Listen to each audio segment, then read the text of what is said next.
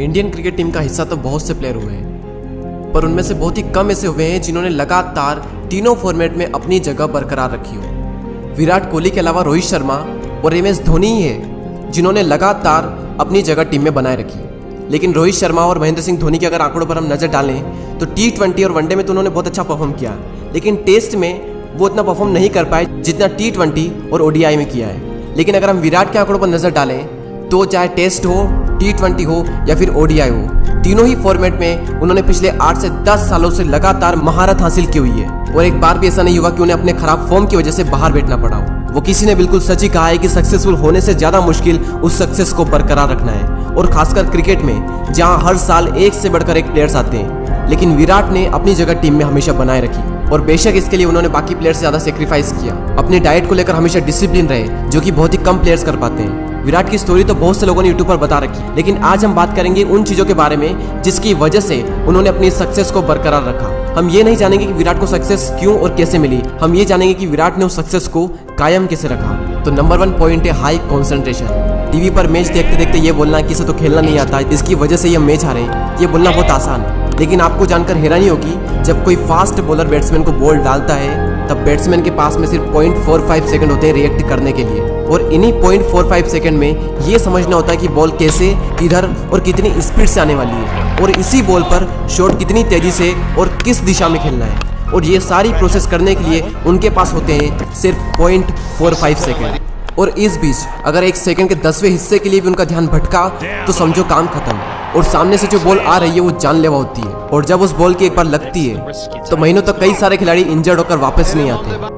इस बात का अंदाजा इसी बात से लगाया जा सकता है कि जब दिसंबर जनवरी में इंडिया और ऑस्ट्रेलिया की टेस्ट सीरीज चल रही थी, तब पहले ही मैच में जब इंडिया 36 पर ऑल आउट हुआ था, उस वक्त मोहम्मद शमी को पैट कमिंस की एक जोरदार बाउंसर आई थी बहुत स्पीड से, और सीधे मोहम्मद शमी के हाथ की हड्डी पर लगी। और उसके बाद मोहम्मद शमी 3 से 4 महीने के लिए टीम से बाहर रहे। ना तो वो आगे के टेस्ट मैच खेल पाए और ना ही इंडिया वर्सेस इंग्लैंड की सीरीज में हिस्सा ले पाए। और उसी सीरीज में जडेजा को भी अंगूठे पर चोट लगी थी, और वो भी सीधे IPL में दिखे उस सीरीज के बाद में। और अब तो आप समझ चुके होंगे कि कितना कंसंट्रेशन चाहिए होता है क्रिकेट में बैटिंग करते वक्त, और वो भी तब जब सामने से सीजन बॉल आ रही हो, जिसकी जब लगती है तो कई सारे प्लेयर 3-4 महीनों के लिए टीम से बाहर हो जाते हैं। अब सवाल ये आता है कि कंसंट्रेशन कैसे बढ़ाएं।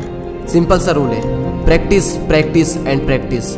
आप चाहे किसी भी फील्ड में हो, आपका ऑलरेडी दिमाग कितना भी तेज हो, लेकिन जब तक आप प्रैक्टिस नहीं करोगे उस फील्ड में आपकी कंसंट्रेशन नहीं बढ़ेगी। आप चाहे किसी भी फील्ड में हो, उस फील्ड का अगर आपको विराट बनना है तो आपको प्रैक्टिस करनी ही पड़ेगी, तभी आपकी कंसंट्रेशन पावर बढ़ेगी और तभी आप उस फील्ड में किंग बन पाओगे। सेकंड पॉइंट है सेल्फ कंट्रोल।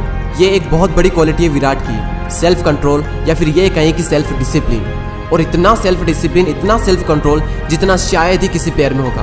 2012 से वे अपनी डाइट को लेकर बहुत ज़्यादा डिसिप्लिन है, और तब से अभी तक उन्होंने जंक फूड को हाथ तक नहीं लगाया। जबकि 2012 से पहले उनकी ईटिंग हैबिट बहुत ख़राब थी, और एकदम से अपने अंदर इतने सारे चेंजेस लाना बहुत मुश्किल होता है किसी भी इंसान के लिए, लेकिन उन्होंने कर दिखाया। और इंडियन टीम में शायद ही कोई ऐसा प्लेयर होगा जो ये कर पाया होगा। डाइट ही वो चीज़ है जिसकी वजह से उनका फिटनेस लेवल टॉप पर है। मैदान में उनसे तेज शायद कोई प्लेयर होगा आज की डेट में। और अगर हम इसके डीप में जाएं कि क्या वजह है जिसकी वजह से विराट इतने फिट, एक्टिव और एनर्जेटिक रहते हैं, तो उसका सबसे बड़ा कारण है सेल्फ कंट्रोल।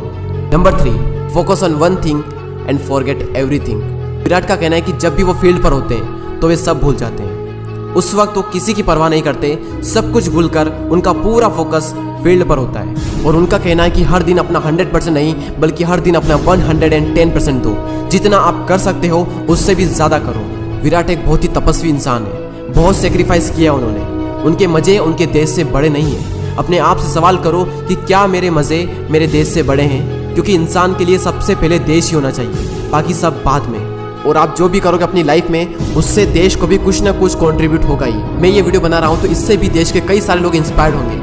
तो अपने आप से क्वेश्चन करो कि क्या मेरे मज़े मेरे फ्यूचर से बड़े हैं, मेरे देश से बड़े हैं। अगर हाँ तो करो मज़े, और अगर नहीं तो फिर विराट से सीखो सेल्फ कंट्रोल, विराट से सीखो सेक्रीफाइस करना, विराट से सीखो अपने लक्ष्य के लिए अपने ध्यान को एक जगह पर केंद्रित करना। एक जुनून, एक फितूर होना चाहिए बेस्ट बनने का, और ना सिर्फ जुनून होना चाहिए बल्कि उसके लिए काम भी करो।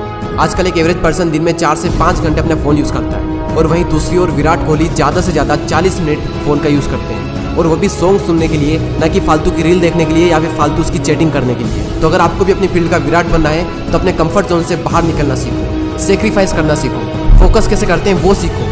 लोग अगर आप पे उंगलियां उठाए तो उनका जवाब अपने काम से देना सीखो। मुझे पता है कि जो भी आप इस वीडियो को देख रहे हो, आप सब अपनी लाइफ में कुछ बड़ा करना चाहते हो और आप कर भी जाओगे। बस खुद पर यकीन रखना, खुद से वादा करना कि मैं ये मुकाम अगले 4 से 5 सालों में हासिल करके ही दम लूँगा, और खुद से ये वादा पूरा करने के लिए अपनी जान लगा देना। तो खुद से वादा, मेहनत दूसरों से ज़्यादा, क्योंकि मेहनत से एक दिन शोर होगा।